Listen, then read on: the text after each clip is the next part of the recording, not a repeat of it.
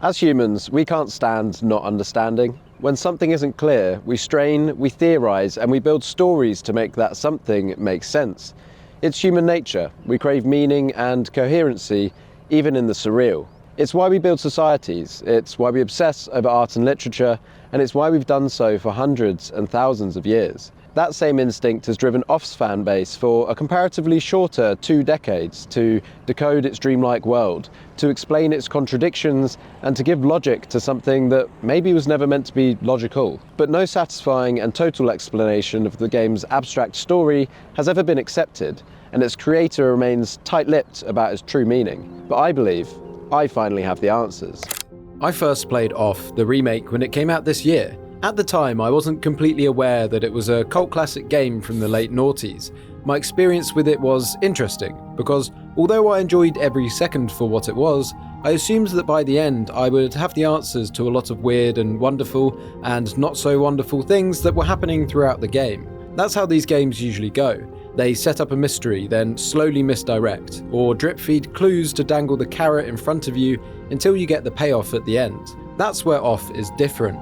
We never get that payoff. We never experience the, oh, that's what it's about. And that's fine. Actually, a lot of games are like that. So you scan the forums, you do some research, watch some YouTube videos, and speak to others that have played it to answer the mystery, and usually land on a theory that explains things in a way that finally gives you that aha moment. However, in OFF's case, we don't even get close. When I finished, I had more questions about the game than I've ever had about any game ever. I didn't know where to start. But once I did, I started uncovering not answers, but more questions. The more I researched, the less I understood. I was going backwards. My understanding of the game was lessening. It was a really interesting feeling, if I'm honest. Something that's never happened to me before. So I played and replayed, and I researched and I re-researched. I analysed every corner of the game 3 times over, then every interview with the developer, then every Reddit post on the game, then every attack type of every character, the items, and even a dialogue dump of the whole game I found online. I went in. I had to find out what this game meant, and oh boy, did I find something genuinely insane. A theory that I have seen no one propose so far. Ladies and gentlemen, my name is the Below Average Gamer, aka Bag, and today I will be unravelling one of the greatest mysteries in gaming, one that the OFF fandom has spent almost 20 years trying to answer, and one that combines religious, medical, and psychological themes. So, what is OFF really about?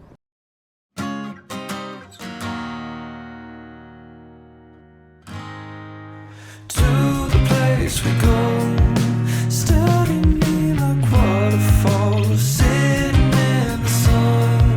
Don't break me like a child, and don't I will be around, trying not to make you whole. I'll never let you down, you down. I'll throw something in the water just to see what's down. Take my hand and let's all run to the great unknown.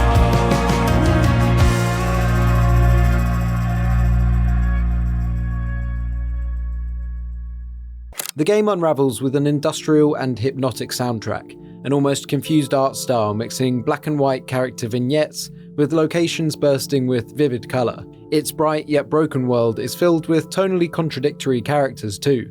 Simple little cats masquerading as gods, a wise and grand phoenix struggling to be heard, a fat king poisoning his faithful people, and a man in a baseball uniform on a holy pilgrimage to purify the world. The game was created by Mortis Ghost, a Belgian artist, and his small team at Unproductive Funtime. The game was released in 2008, made on RPG Maker. It came from the same wave of experimental indie games like Yume Nikki and IB, titles that used simple visuals to explore unsettling ideas. Mortis Ghost said about the development of the game that he just wanted to make a game, but OFF became something far more than that. With alias Conrad Coldwood's industrial soundtrack, the game ends up walking this fine line between innocent and deceptive. It's uncanny. When OFF was translated into English a few years later, it became a cult classic. With this wider audience came an even wider range of ideas about what its story really meant, the fandom exploded into endless theorizing, debates, essays, and interpretations that tried to cover the game's true purpose. So, for everyone that hasn't played it, major spoilers ahead. If you can, go and experience this masterpiece yourself, but if you'd rather just learn everything from start to finish, you greedy little thing, I'll start with a story recap to get you up to speed. And if you already know what happens, you can skip ahead using the chapter markers, unless, of course, you're ready to relive it all over again.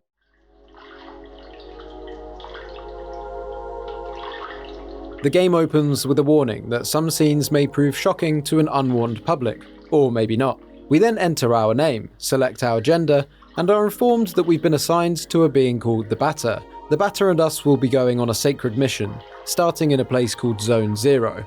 We're told to look for someone called the Judge. When we arrive in Zone 0, we're met with a soft, simple landscape, teal-coloured water, and yellow square architecture. Next, we meet the Judge, a talking cat with a grin that could set a nursery on fire. The Judge purrs as he talks, speaking in a polite, inquisitive, and oddly educated manner, not with the Batter, but with us, the player, directly. The Judge assumes that we're nothing more than an imaginary spectre, and makes an important distinction between the soul, us, and the body, the Batter, but he's delighted to meet us nonetheless. The Batter then explains that he's on a secret mission to purify the world, and requires the Judge's help. In response, the Judge expresses his support for this noble mission. Off consists of 4 main zones, maybe 5 depending on how you interpret things. You've got Zone 0, Zone 1, Zone 2, Zone 3, and the Room. Each zone has its own guardian, a ruler for the area that's responsible for looking after it and its inhabitants. After completing the tutorial, the Judge shows us a small red floating box which we use to travel between the zones. Then we're transported first into the nothingness. This place is described by the Judge as a place of transition, outside of time and space itself. Within it is, well, mostly nothing. There's a floating bit of text that reads world map with a question mark, as if the writing itself isn't really sure where it is. It feels eerie and poorly defined by its lack of, well, anything. The longer you stay here, the more you begin to hear unintelligible whispers in what sounds to me like several different languages at once. Which is, mysterious and creepy. What is in the nothingness, however, are 5 green flower-like structures with red bulbs at their centres. As we approach the one below us, it opens. This is the entry to Zone 1. This is where OFF does a lot of its world building. A strange industrial world that looks like someone built it entirely out of different colours of Play-Doh. This zone consists of 4 locations which we'll traverse by tram. Damien, the smoke mines, Pentel, the metal farms, Sachihata, the plastic administration's office, and Alma, the meat fountains. No, I'm not having a stroke, that's literally what those places are. It's here in Damien that we meet the people of OFF, the Elsons. They're pale, jittery figures dressed in black and white, speaking in stutters and pauses that make you just want to knock their block off. They act like anxious office drones on the edge of a breakdown. Every time they talk, they make this aggravating little sound that sounds like a kettle wheezing its last breath.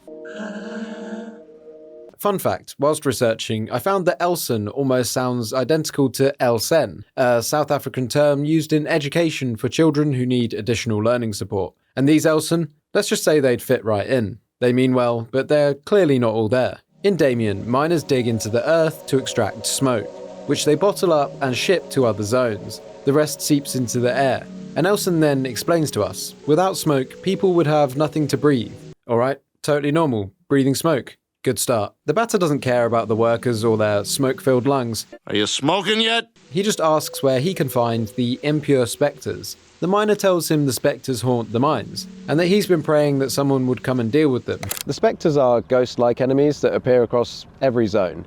No one really knows what they are or why they're here, but they actually play a much bigger role in the story than anyone thinks. Soon after, we find our first add-on, Alpha, a floating ring that joins us in battle.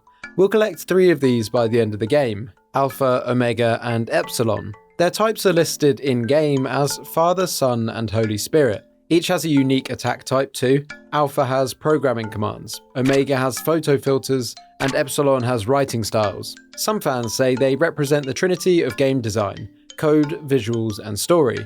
It's a neat detail, but what matters more is their shape, halos. and we'll come back to that later. Next comes Pentel, where the locals raise livestock not for milk, but for metal. Without metal, people would have nothing to walk on. Again, not going to fact check that, let's just keep moving. These cutscene illustrations you're seeing now were actually lifted from old encyclopedias. Mortis Ghost didn't even edit them, which makes them feel oddly grounded, like little glimpses of the real world breaking through the fourth wall of the game. Speaking of breaking the fourth wall, we also meet Zachary, the merchant that wears a doctor's mask. He also wears a hospital shirt, sometimes with a heart or cross on it, and he sells us weapons and healing items while jokingly addressing the fact that we exist inside a video game. He's funny, cryptic, and somehow knows more than he should, like he's half inside, half outside the game's world. Eventually we see Dedan, the Queen's Inspector and Guardian of Zone 1, shouting at a worker out the front of this barn. You really get the sense that bro always spoke with caps lock on.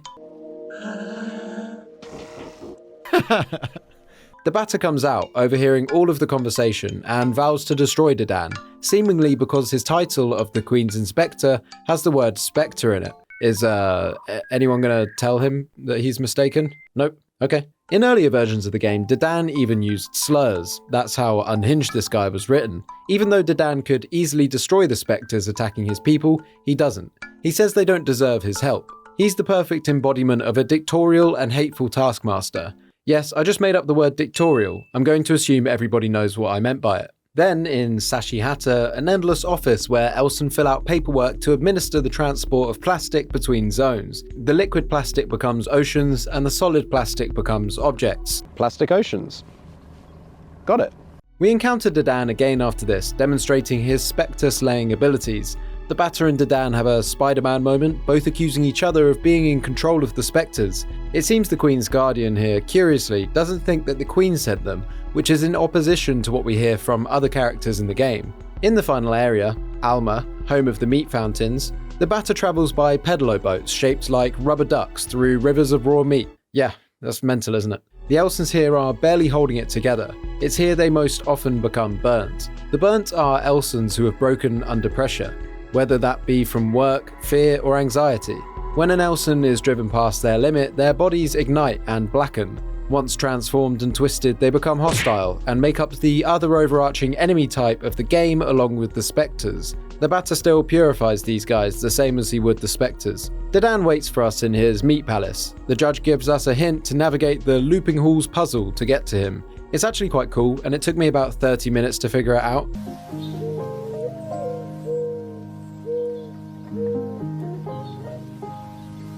And when we do finally reach him, after a visually exciting boss battle, the Batter purifies him.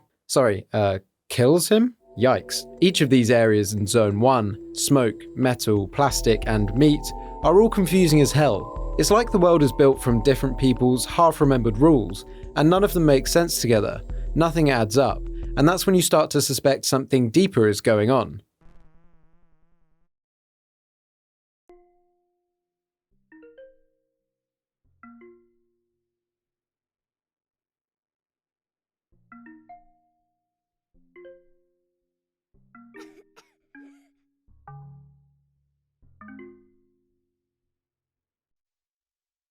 Wait, who the fuck was that little dude? Zone 2 is ruled by Japhet, described as a great firebird. The Batter passes through a library, a shopping mall, an amusement park, and a residential area. The Elson here seem to live a very easy and sheltered life compared to the Elson of Zone 1. Despite their comfort, they're the most risk-averse and fragile bunch of Elsons in the whole game.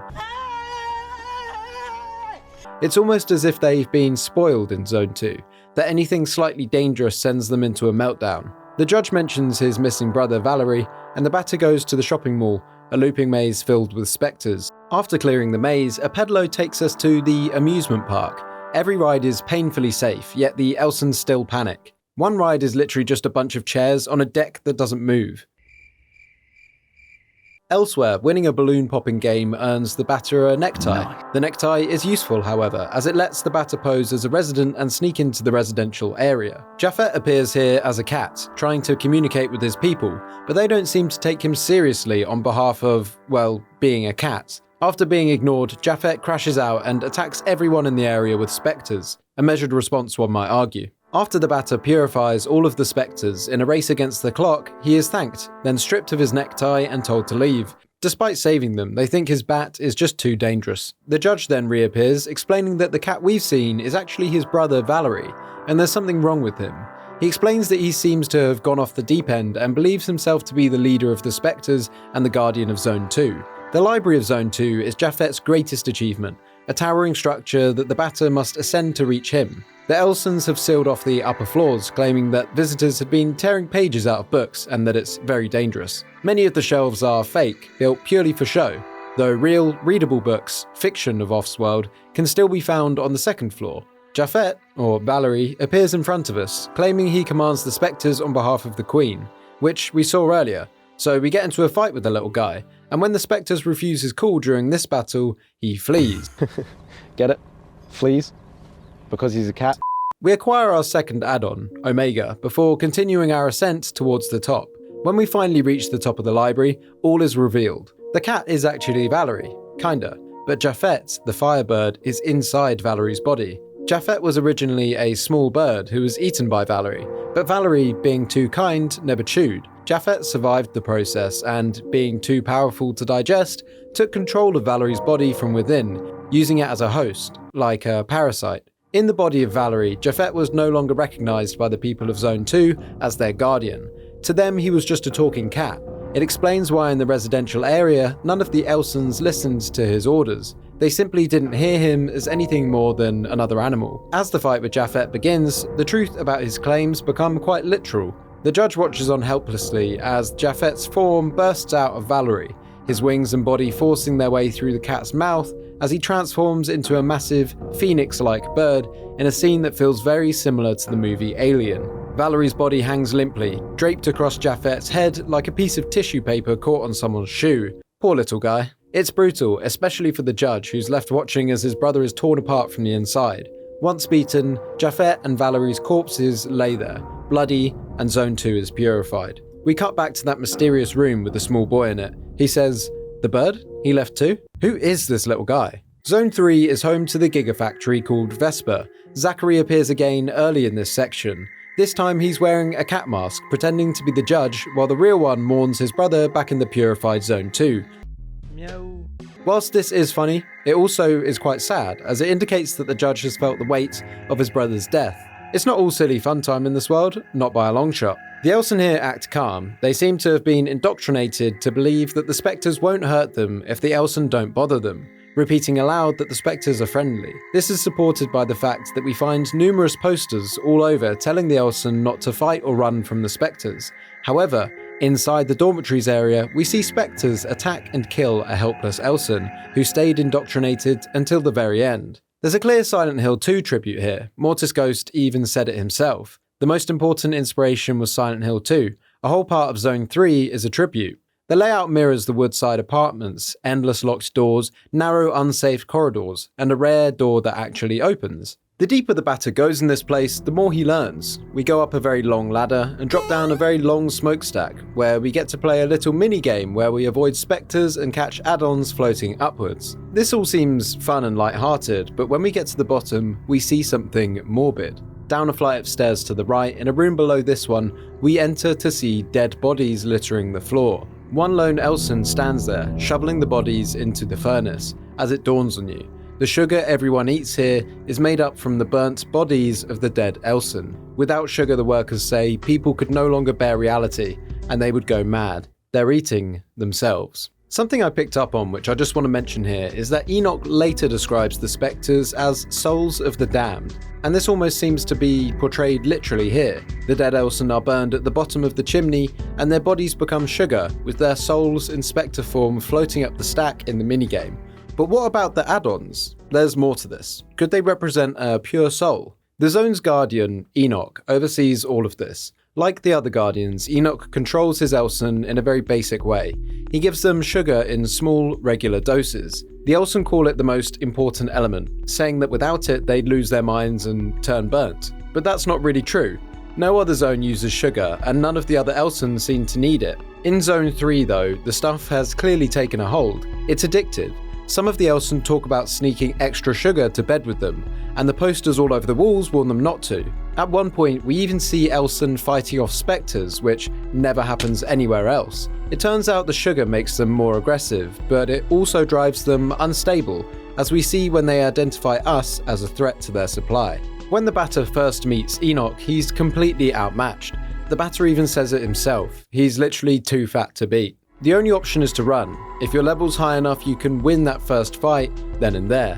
But it doesn't change the outcome. After escaping, Enoch chases the Batter through the factory, forcing the Batter to keep running until he finally reaches the monorail. Enoch forces his huge body through the sugar pipes to cut him off, and when he reappears, for some reason he's even bigger than before. The Batter and his add-ons comically look tiny in comparison during the battle, but by this point, Enoch's exhausted. He spent too long sitting behind a desk, and it shows. #CanRelate. The fight ends with the Batter purifying him, and Zone 3 fades away. All zones have now met the same fate, all apart from the room. The room seems to be a more literal, true-to-life area of the game. It's broken into 6 chapters, including a Chapter 0 similar to the zones. Chapter 5, the room, runs backwards through memory. The Batter explores what seems to be a child's hospital room.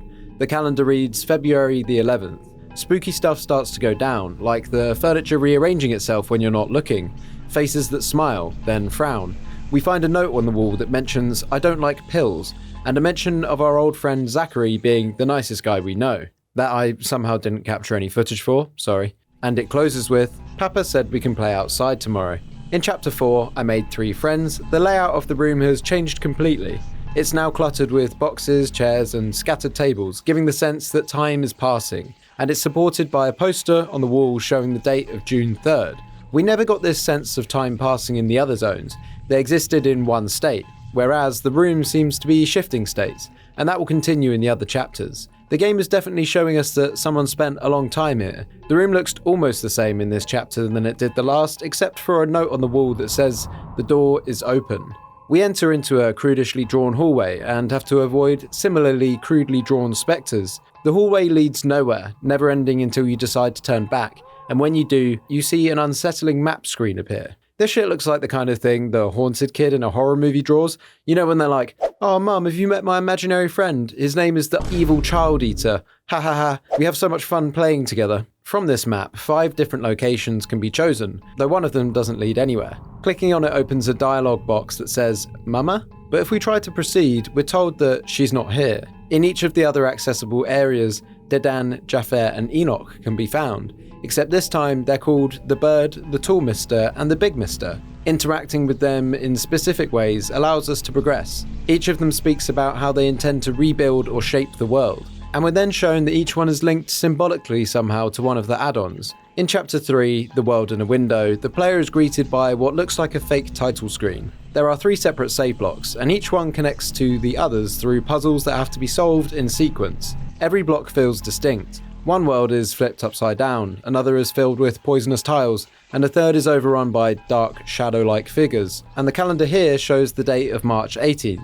In the first block, strange details start to appear, including an unusually large Elson, which will be important later. Completing all 3 blocks unlocks the path forward into the next chapter. Chapter 2, titled The Boxer, stands out from the rest.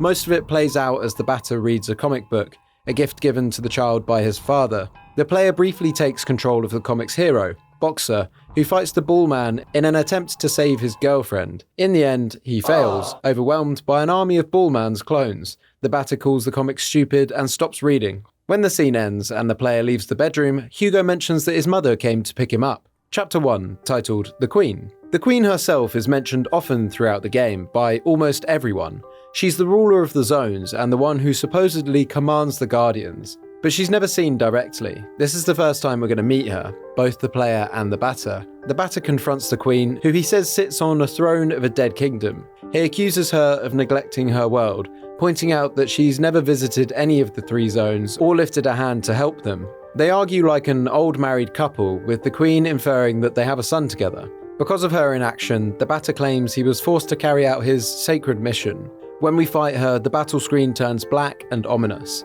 She's portrayed as a faceless, mannequin-esque figure, surrounded by stringy add-ons that seem to mirror your own. Her attacks are verbal scoldings. Lines like, "I'm gravely disappointed" and "no dessert for you" are sent your way. Damn, this game's really trying to hit on that whole parental disappointment trauma we all have, huh?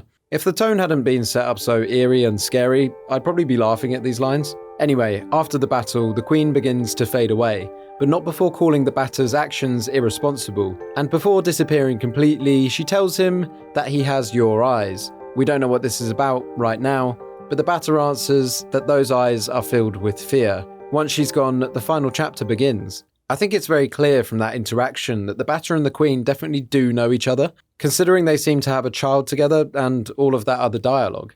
The room shifts to a deep red and the soundtrack fades to a simple xylophone melody. Here, the batter finally comes face to face with a boy named Hugo, supposedly his son. He does so in a room that was the center of the last 5 chapters, and this is the same boy we intermittently saw throughout the story. And this all but confirms that what we experienced during that time in the room was actually through the eyes of Hugo. The batter without hesitation proceeds to purify him. Hugo doesn't resist or put up any semblance of a fight. He sits there, frozen, looking terrified, holding a piece of meat closely. As he dies, he simply says he's afraid of the dark, and the batter replies, "There will be no more darkness." When Hugo is defeated, the room becomes purified. As the batter moves towards the next and final room, a small space containing only a single switch, he's stopped by the judge. The judge condemns us, the player, for following the batter's plan and asks us to stand against him. At this point, we must choose to side with either the batter or the judge. Regardless of the choice, the final battle begins.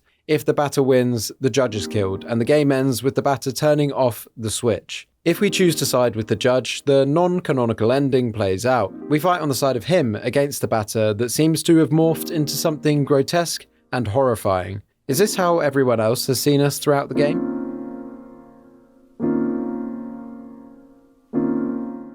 I guess you could say, I just beat off. So, what exactly did we just watch? A world made of meat and smoke, people burning into sugar, a talking cat possessed by a bird, and a baseball player killing God, or maybe his own son. It's a lot. Off throws so many strange ideas at you that by the end, you're not sure if you've seen a story, a dream, or just had a stroke. Every part of it feels deliberate, but none of it adds up. At least, not in any normal sense. So, let's try and make sense of it.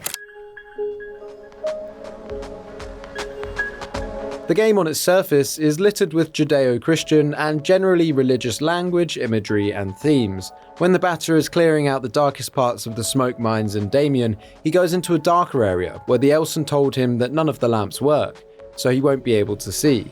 But what happens in the game shows that we have some kind of light radiating around us as we traverse this area. When the batter is asked by the Elson on the other side of this area how he saw where he was going, the batter says that faith guides his steps. The batter generally speaks like a priest throughout the whole game, mentioning purity, faith, sacredness. But even generally, we see that when the batter encounters the Queen at the end of the game, he says that this cradle is the home of my father, evoking imagery of the birth of Jesus in a manger. The add-ons we get in-game are called Alpha and Omega, and they're directly quoted in the Book of Revelations, as well as the type of character they are that we mentioned earlier, being the Father, Son, and Holy Spirit. The Guardians' names are also present in the Bible, and there's similarities to the Book of Genesis, when the Elson talk about the essential elements of Off's world in the same way that God spoke about light, earth, and the rest. But these are all surface level. Does it go any deeper, Bag, I hear you ask? Well, yes. Let's start with the Queen. The Queen is referred to in-game also as Veda Aloha, which means Father God. She's clearly being framed as a deity/god figure. She has an ambiguous form, the royal add-ons, and is believed by her creations to have made the entire world itself. Yet, she's almost completely absent from it. She's never shown, mentioned, or referenced as having actually set foot in any of the zones. No character can even quote a conversation they've had with her in the game. She's definitely not been answering the Guardians' calls if they do know each other. All directions point to the fact that the Queen is an absent god. When you have an absent god, as we do in real life, events and tragedies are often ascribed to that god's doing. You see sports stars pointing to the sky when they score, citing God's plan. You see people of faith excusing natural disasters under the pretense that we just don't understand God's will. But they have faith that if it was God's doing, it was for a good reason, and so on. Everything is up for debate when God isn't there to say, I did or didn't do that. In Off, this is best represented by how the characters respond to the presence of the spectres. We see the Elsons say that the Queen would never employ a spectre.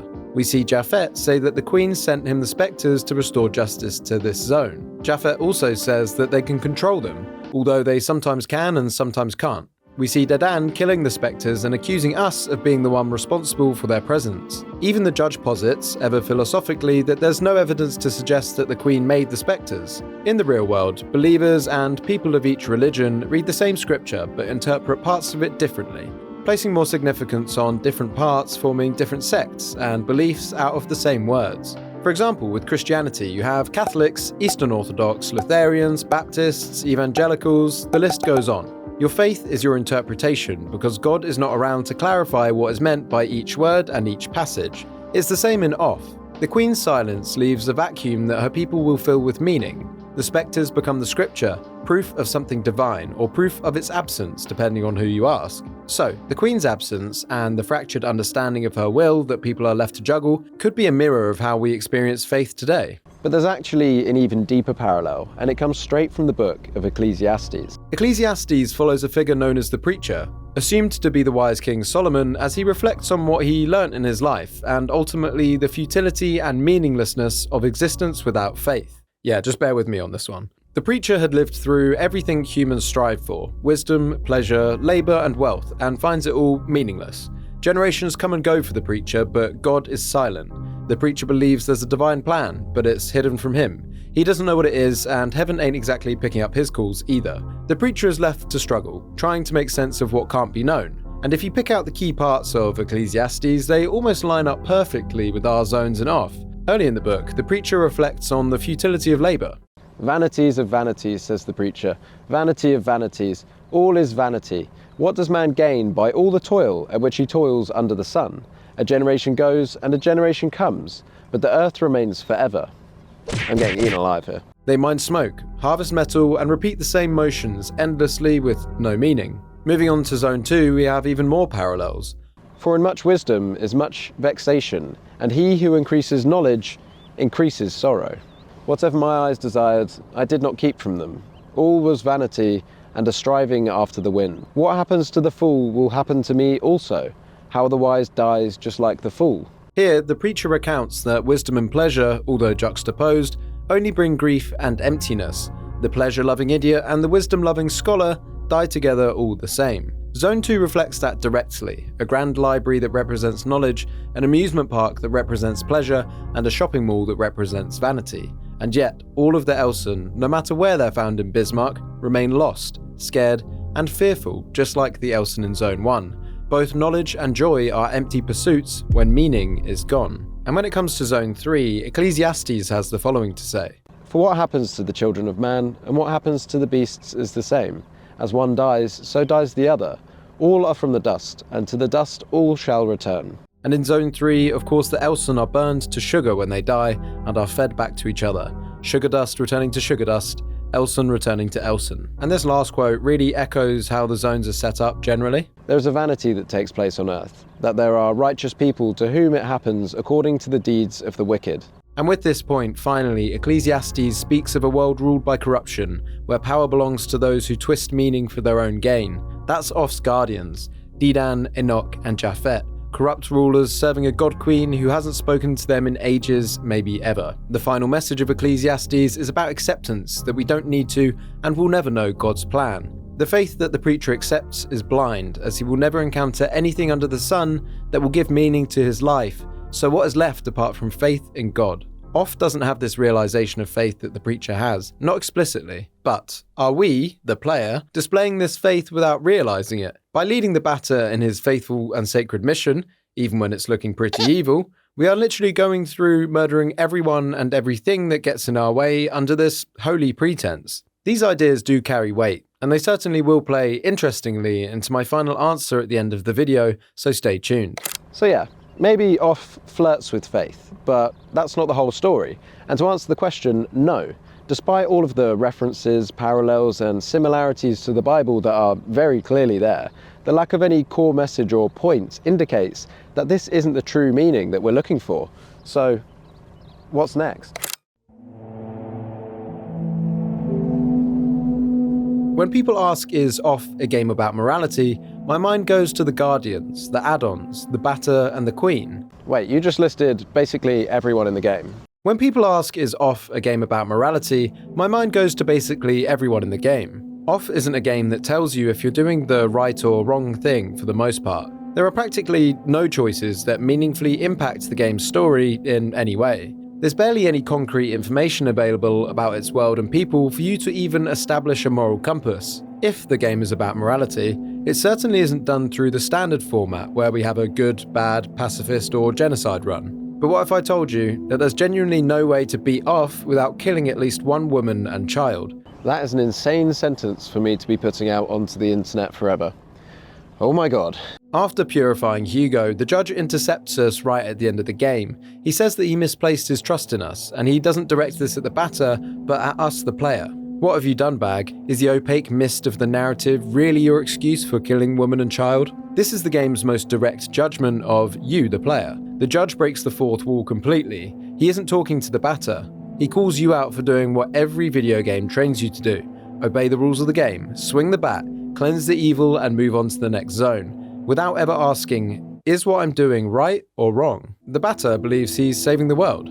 You believe you're just finishing the story. But the result is the same: 2 innocents dead and an empty world left behind. The judge's comment on the opaque mist of the narrative being an excuse is preemptive. He knows what we're going to say. Oh, well, yeah, I mean, I killed the women and kids because I assumed they were bad. I mean, the game told me to do so. It wasn't really clear from the story if they were good or bad, you know? It's not my fault. The judge's point is that we didn't even think. We didn't choose an evil run, but we didn't stop it either. We overlooked it as a moral decision.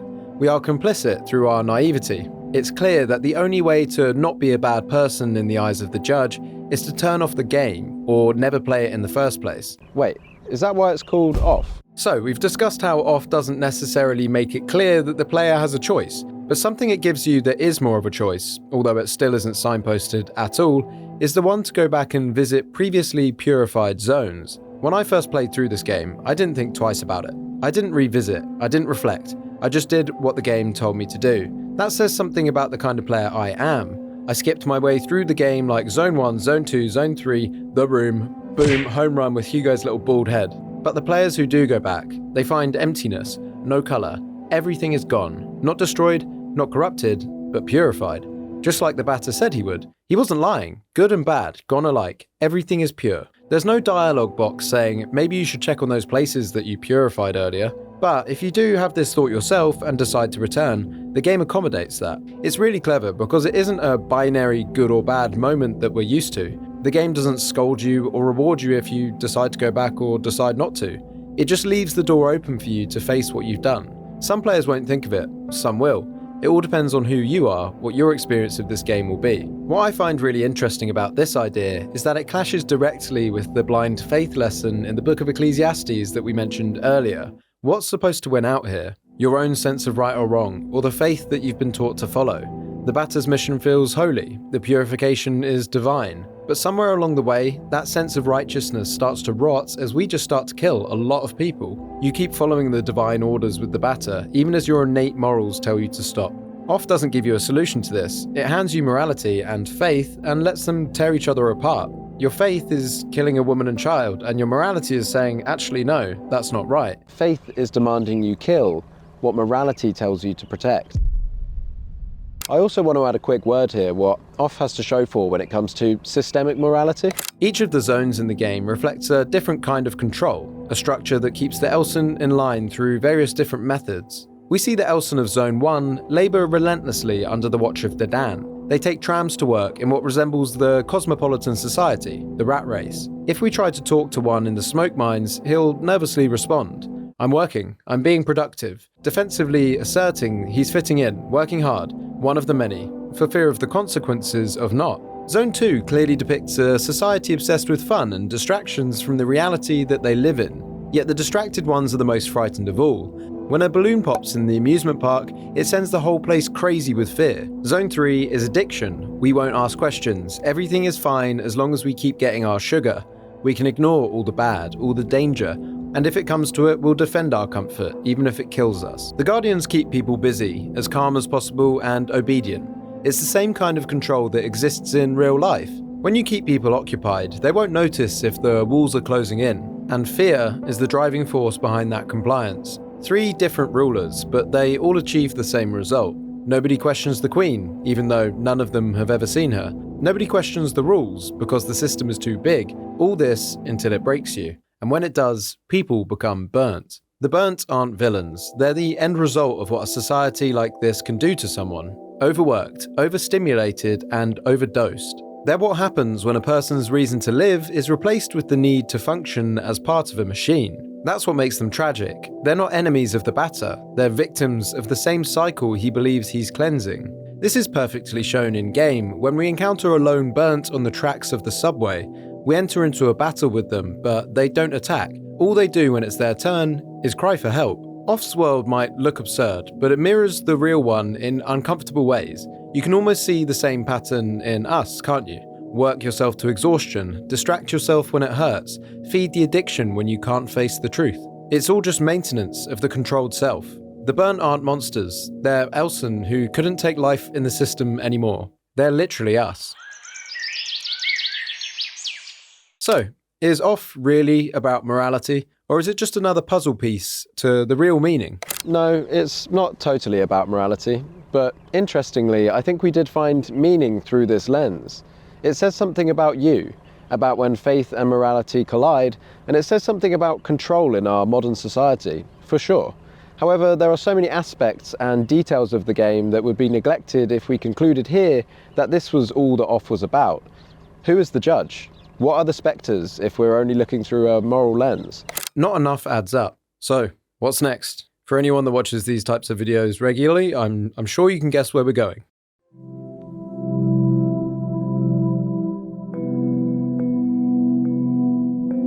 Setting the game aside slightly for a second, I want to tell you about a personal account from Reddit user TaiWolfWans, who lived a second life in a coma. When the train hit, there wasn't pain or noise or light. There was just nothing. I didn't have a body or the sense of having one. I couldn't move or speak or see. I just existed in a kind of blank space that felt strangely familiar, like something I'd been in before without remembering. It wasn't scary, just empty and still. After a while, I started to feel things again. First warmth, then pressure, then a sense of where my body was. As soon as I became aware of it, it started to hurt. Every part of my body felt bruised and beaten. Opening my eyes took a huge amount of effort.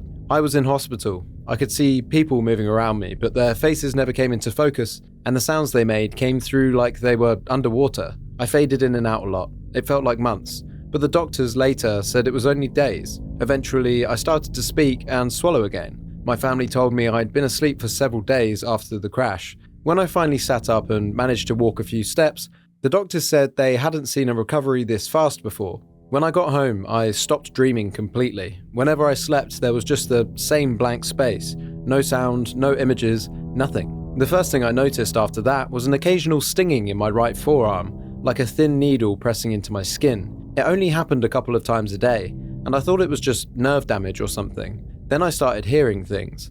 One night, while reading in bed, I thought I heard Sarah crying. The sound was faint, like it was coming from underwater. I went downstairs to check, but she was just washing dishes in the kitchen. "Are you okay?" I asked, and she said, "Yeah, why?" No reason. I just tried to ignore it. After that, the sounds got clearer. Wheels rolling on tile, the beeping of machines, quiet voices that didn't belong where I was. Then one night I dreamt, or at least what I thought was a dream, about the hospital again. I woke up in a bed and Sarah was sitting beside me, her eyes red from crying. She told me I'd been in a coma for 3 months.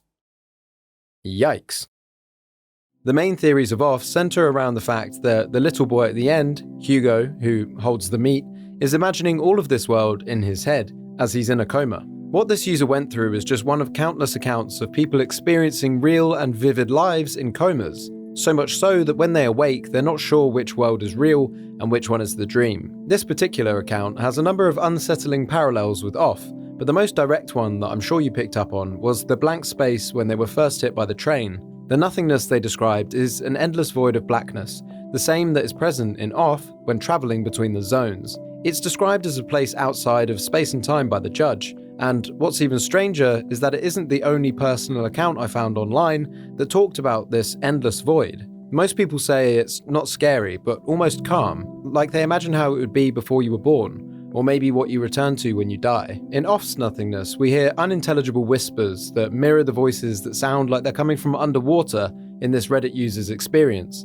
Is this someone trying to talk to us? Someone trying to break through? A common theme in these coma dreams, we'll call them, is that things from the real world seem to bleed into the coma dream, the conscious world leaking into the subconscious and give a new, slightly off life. The idea is best portrayed in video games like Silent Hill 2, which specifically, as we discussed earlier, is one of the main inspirations quoted by Mortis Ghost during the development of this game. Further to the voices, this user could feel pinpricks in their arm representing injections, probably, in the real world. They heard squeaky wheels from hospital trolleys and monitors beeping beside their bed. We see a lot of this in Off. If Hugo was in a coma, he would also have the hospital things bleeding through into the game world we experience, as that's where his body would currently be. Zachary, for example, is wearing a hospital mask. He also wears a t-shirt with a heart on it, and if you look at his sprite whilst in-game, it almost looks like a plus sign on his shirt. The mask, the heart, and the plus sign are all images consistent with hospitals.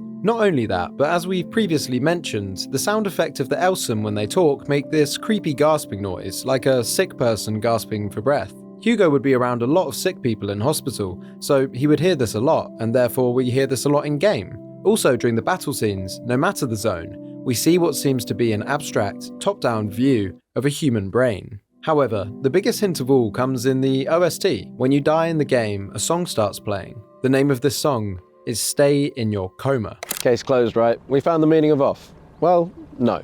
But let me continue, and I'll tell you why not later. This soundtrack is not only haunting and sobering, but an incredibly literal nod to the fact that all of this may well be in the head of a young sick child. Where we find the most concrete evidence of this is in the room section. The room is drained of colour, not pure white, but a lifeless grey. Its spaces are generally empty and sterile, apart from one notably large Elson, which again I'll come back to later. We experience the room as the batter, but from Hugo's perspective, we see this when the Guardians in Chapter 3 refer to us as Little One, and tell us our mother is busy right now as we cry next to them. To me, the room feels like the most literal part of the game, and is clearly distinct from the other zones. It represents Hugo's actual memory of this time in hospital, though the order of events does seem mixed up, like a child's memory might be. And the overall reason for the room section is to show how Hugo interprets the people from the real world into his subconscious. There's a note on the wall that says, "I don't like pills." This is from Hugo himself, a frustrated child in hospital on medication. In Chapter 5, there's also a poster that reads, "Zachary is the best guy I know. He's so sympathetic, he's a friend." If the room reflects Hugo's real world, then Zachary was probably a real person. The version of him in the game is a distorted copy shaped by a sick child's imagination and subconscious. Given the fact he wears a hospital mask, he could well be a nurse. Similar to the Reddit user's two Sarahs we discussed earlier, we have one real Zachary and one dream version. At the end of Chapter 5, text appears saying, "Papa, we're going outside to play tomorrow."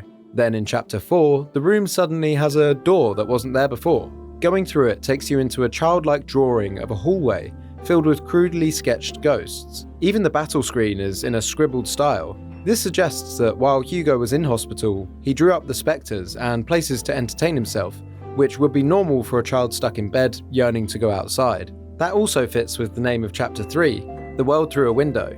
It feels like Hugo watching the outside world from his hospital room and building a fantasy version of it in his mind. Unable to leave, he drew his own world, one that bled into the game's subconscious space that we see. When we eventually get through the drawn hallway, we reach the outside.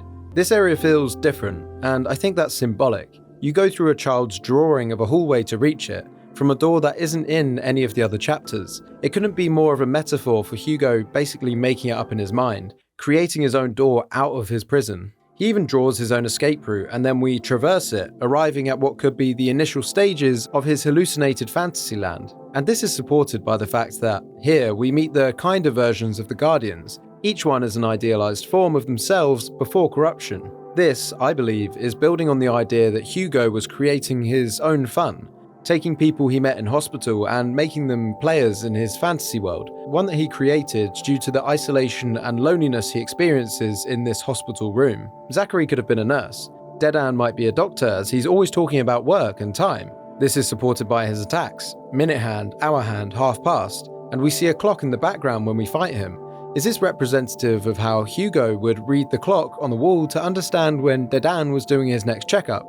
He was looking forward to seeing someone. Japhet could be a singing bird he watched from the only window in his room. Again, looking at Japhet's attacks, this all lines up as they're all different ways of singing. He's got warble, alto, soprano, tenor, head voice. Enoch might be a social worker who came and sat by his bed, told him stories and facts about the world, and brought him cakes, which obviously became sugar in this coma dream. Further to that, Enoch's attacks are all narrative devices used in storytelling. Crescendo, irony, law of causation, and climax. Given that this chapter's called I Made 3 Friends, this all seems very plausible. Chapter 1 is slightly different and shifts perspective. The whole section is narrated, no longer from the batter's perspective, and this will be important later. It gives us the clearest link to who the batter and the queen really are. They potentially represent Hugo's father and mother. Their relationship is distant and toxic, and it's heavily implied that Hugo is sadly unloved and neglected by both. When we fight the queen, her attacks are just verbal scoldings. Lines like, "I'm gravely disappointed" and "no dessert for you." "You were meant to protect him. You have his eyes, and the son who brought us into the world." Whilst that last one is slightly backwards, lines like this, and especially the last one, all but confirm that the queen and the batter have been ascribed his mother and father's characteristics, and his memories of them by his subconscious. They're not entirely his mother and father though, for obvious reasons. I'm pretty sure his dad didn't wander around in a full baseball outfit 24/7. And I imagine his mum probably had a face. In the game world of Off, the batter and the queen supposedly don't even know each other. That portrays how distant and unloving to each other they are as parents in real life, potentially even divorced, and this is how it's interpreted by Hugo's subconscious. In the room, Hugo mentions his mother being absent more than his father. He expresses love and longing for his absent mother above all else, but he expresses resentment towards his father, who is actually the one visiting and bringing him gifts. This absence is further reinforced by the visual depiction of the queen. As mentioned, she literally has no face, showing that Hugo can barely remember what her face is like. This reflects a common pattern in real life that's seen in children of broken families. They idealize the absent parent and direct anger towards the one who stays. That reversal continues in his coma world. His mother becomes the queen, divine and protective, the center of everything, his present protector. This is the opposite of how she was in real life. His father becomes the batter, the destroyer of the good world, turned into the villain. By the game's logic, the queen neglects her entire world to stay in the cradle with Hugo, rewriting her absence as devotion. The batter, meanwhile, becomes the force that wipes everything away, a twisted version of the only parent who might have been trying to protect him. But Bag, what about all the religious themes and connotations we spoke about earlier? Great question, James. Imagine if your name's James, you'll be freaking out right now. Given that Off was released in French, it's safe to assume Hugo exists within a French context, and that matters. Mortis Ghost, born in 1987 in Belgium, would have grown up during a time when catechism, or Catholic religious instruction, was still a common part of childhood education across both Belgium and France. Kids of that generation would have spent hours each week learning biblical stories, moral lessons, and the language of sin, all themes that echo throughout Off. So it isn't that hard to imagine that Hugo, if he's a French child of the same era, would have sat through those same classes, absorbing the same things we see bleed through into the game. Also, this holds true for other subjects that Hugo would be learning about in school. If we think about the visual distinction when we're shown the encyclopedias depicting the elements of the world, it stands out. It creates this idea that the knowledge of the world is sitting there, deformed in this child's subconscious, and forcibly brought forward in a time where his brain is receiving no external stimuli.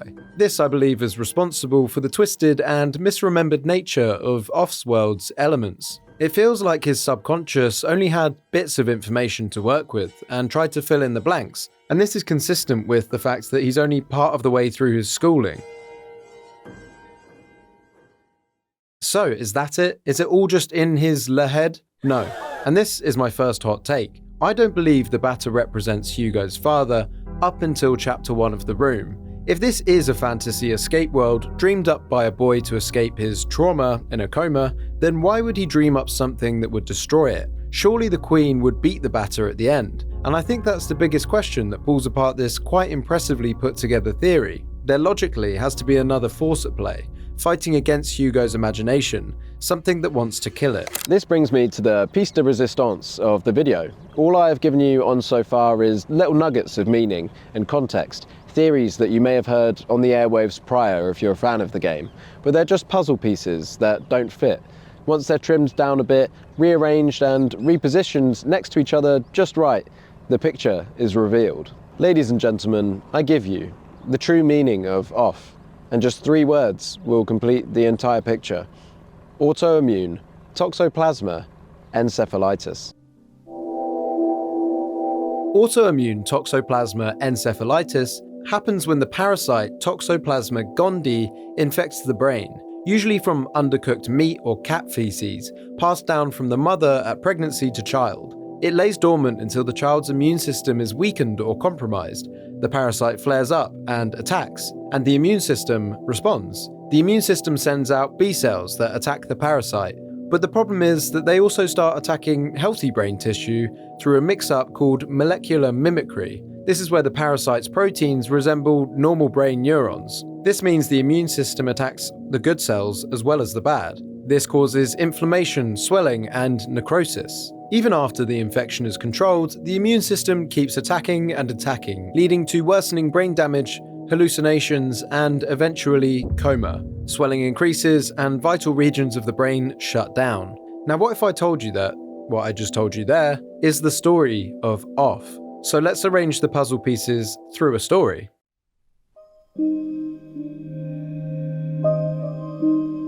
Hugo's mother and father live busy lives, both working away regularly. One night after they'd been arguing, they plan to have a steak dinner together to make up and discuss more about how their lives will look after the birth of their first child, Hugo. They also have 2 cats at home called Valerie and Pablo. Unfortunately, they left a steak out on the side, ready to cook, but due to a regular coincidence, both of them wouldn't be home from work that evening. The cats get hungry, and Valerie eats the steak. This raw meat contains the parasite in question, Toxoplasma, which is usually killed when the meat is cooked. The parasite, however, grows inside Valerie, and once it's pooped out, it transfers to the mother one day when she's cleaning the litter box, and from there it enters her bloodstream and into the placenta and into the unborn Hugo. No signs are evident in Hugo as the parasite lays dormant. He is born a healthy baby boy by all medical accounts. He lives a relatively normal first few years, well, as normal as it gets when your parents are absent, divorced, and neglectful. During the pregnancy, Hugo's mother and father could not stop arguing. They were just different people and had no time to spend with each other, let alone the baby that was on its way. So now, Hugo spends a lot of time playing with Pablo, his favourite cat, whilst Valerie, Pablo's younger brother, was more adventurous, always chasing birds and playing in the bookshelf, sometimes even tearing out pages of the books. One day, no one came home for Hugo. His mother was meant to be looking after him that weekend, and he went 2 days without food. Hugo's immune system took a hit at that young age. After all, this wasn't the first time this had happened, and even when his parents were around, they didn't look after his best interests. His father would do fatherly things like bring him home gifts, maybe a music box or comics, but Hugo yearned for the warmth of a loving mother, something his father by nature could never provide. Hugo started getting headaches, so on February the 11th, his father took him to the doctors. His mother was meant to meet him there, but she never ended up visiting. After the notably tall doctor performed an MRI on Hugo, they found 3 ring lesions. These lesions indicate that Hugo's brain is undergoing necrosis in some areas as a result of the parasite Toxoplasma gondii. The doctor explains this to the father and shows him an image of what the parasite looks like. Hugo peers around his father and he thinks, they look just like lots of little ghosts. This is obviously terrible news for the young boy. The doctors recommend he's admitted immediately for further care and investigation. However, this is great news for the mother and father. Someone can finally take their baggage off their hands. The father visits intermittently, again, just bringing gifts, not love. But the mother's absence is felt even more by Hugo. In a time when he's scared to the bone, sick, and in need of support, his mother isn't there. Hugo gets used to the cold and sterile hallways of the hospital. His room is empty and quiet. Out of one window, high up, he sees blue skies outside, with a bird that frequently lands there to sing. Hugo's illness and symptoms get worse. The doctor and nurse sit with him sometimes in the absence of any support network. The doctor would talk about work a lot, and how he was always running late to see the next patient. The nurse, Zachary, would talk to Hugo about video games. Because of this, the hospital decided to assign a social worker to Hugo, in the absence of any parental support. Mr. Enoch regularly visits Hugo, and he always baked a cake for him every time he did. He would also frequently babble on about things that Hugo didn't understand about grown-up life, such as society. But Hugo didn't mind this. The company was all that he cared about. Hugo starts to experience stronger symptoms, delusions and hallucinations. Sometimes when he walks the halls of the hospital, he can see faint shapes of other people, almost like shadows. Another time, he thought he saw his teddy bears coming to life. And one time, he wanders past the reception of the hospital, and the receptionist there was, well, just huge. Sometimes he felt like his whole world was turning upside down. The doctors note all of this, but these types of hallucinations are not symptoms of just the parasitic infection. What it indicates is much, much worse. Hugo's condition has developed into autoimmune toxoplasma encephalitis. Due to the seriousness of Hugo's condition, the blood-brain barrier was weakened in his brain. His body's immune system is designed to send B cells out to fight the infection, but due to this weakening, as a result of the parasite, the thing that is usually there to stop the immune system entering the brain and causing damage wasn't working. The antibodies fall victim to molecular mimicry, where they mistake normal cells in the body for the invader. So the B cells enter the brain and release antibodies to fight the infection, and the B cells start destroying everything in its path, good and bad. Hugo's father leaves the hospital after realizing there's no hope for Hugo. Hugo, unaware of his fate, sits alone, crying in a bed, slowly dying. Hugo eventually slips into a coma, as his brain is slowly destroyed from the inside. Hugo experiences the void, the nothingness, unbirth and death. In the endless darkness, only partly conscious, he starts to see colours and hear sounds. Hugo's cat is there, it's talking to him. Zachary is there too. He shows him colourful worlds filled with life. He notices that his 3 friends are there from hospital too. Hugo smiles, but someone else is there. Mama. She tells him she's never going to leave him, and that she'll protect him from everything. There is a whole world for him to enjoy with all of his friends. The toxoplasma parasite is still there too, though. It's in all of the parts of his brain, and his neurons are stopping working as a result. All the while, the autoimmune disease works its way around his brain with devastating damage. The good, the bad, and the ugly are all being destroyed. First, the frontal lobe of the brain, house of operations, movement, and planning. Hugo loses his ability to purposefully move. Then, the parietal lobe, where the sensory input is translated to understanding and knowledge. Hugo can no longer understand anything new. Then, the occipital lobe, responsible for understanding what you're seeing, before it takes a dive into the limbic system, where addiction is managed. Once these lobes are destroyed, Hugo can no longer visualize this new world, so all he is left with is the memories in his temporal lobe, and as the autoimmune disease makes its way there to destroy it, Hugo can do nothing. His mother, his strongest sentimental memory, is all that's left alongside what is left of him. He thinks of her fighting the disease, talking to himself about what she would say to it. He thinks of how she used to argue with father, and maybe she would argue with the thing about to kill him, but ultimately, she cannot stop it. It destroys Hugo's memory of his ideal mother before destroying what remains of him. Hugo, as a soul, is gone.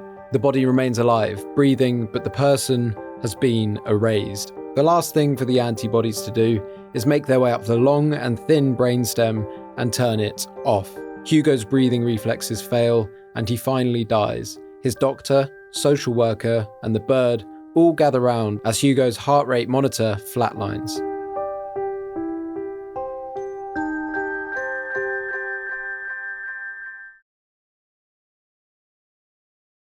When I started looking into medicine and illness, I couldn't believe what I found. That parasite, the way it triggers an autoimmune response, the way the B cells line up with the beta, both beginning with B. The MRI scans showing ring lesions that look just like the add-ons. The parasite itself, after hatching, looks exactly like the spectres.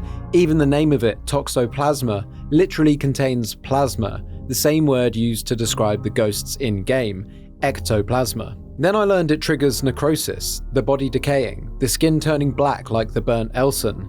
It suddenly gave meaning to the Elson and Spectre dynamic, neurons afraid to work, terrified of being destroyed by parasitic spectres. And it didn't stop there. The 3 ways the parasite can be transmitted: through meat, cats, and mother to child. all appear in the game. It even explains why the Queen is shown with parasitic-looking add-ons, especially the one wrapped around her womb. That's exactly where the infection would have been passed to Hugo in the first place. I had always wondered why Hugo was holding the meat at the end. It never made sense until now. It was a clue all along. But that was still only part of the puzzle. It had to connect with comas, the ability to dream, to bring fragments of the subconscious into a surreal, half-living world. Victims of this illness often fall into comas, but only after a certain stage. Before that, inflammation of the brain can cause hallucinations, just like the strange, disjointed events we see in the room as Hugo was deteriorating. We were literally seeing what Hugo was. The shadows, the teddy bears, all of it must have been terrifying for him. It also had to work with trauma and neglect. The dormant parasite can awaken when a child's immune system weakens from stress or abandonment. It's hard to ignore that Mortis' ghost chose to show Hugo's parents as neglectful. This can't have been an accident. And it even fits with religion. Children Hugo's age in Belgium at the time would have gone through catechism. Religious names, stories, and ideas would have been baked into his subconscious, and later revealed themselves in his dream world. Mortis' ghost has always stayed quiet about what off means, what it's about. He never even said if it had any meaning at all. He's kept people guessing for generations, craving answers and meaning. So, there you have it. The true story and meaning of off. To the place we go, study me like waterfall. You don't know how many takes that took. The sun, don't break me like a china doll. I will be around, trying not to make you whole. I'll never.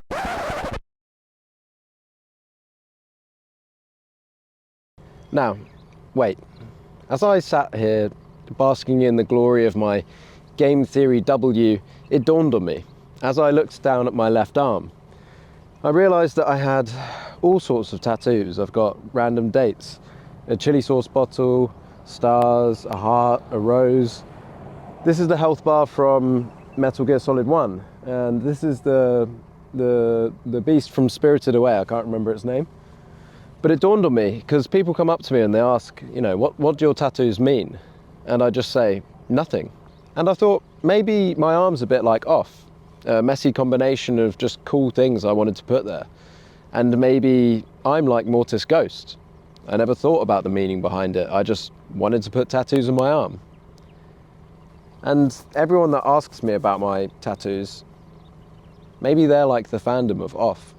My brain says no to this, but my heart says yes. Off is literally just an artist's sketchbook brought to life. All of the random ideas and characters forced to walk as friends. It's a game about everything and nothing, not because it lacks depth, but because it's just a collage of whatever Mortis' ghost found interesting at the time. He said he wanted to just make a game, and I believe him. I just wanted to get a load of random tattoos. He told a story when he wanted to tell a story. He made endless hallways because he loved Silent Hill 2. He added religious names because they sounded interesting, and he drew ghosts because he just liked drawing ghosts.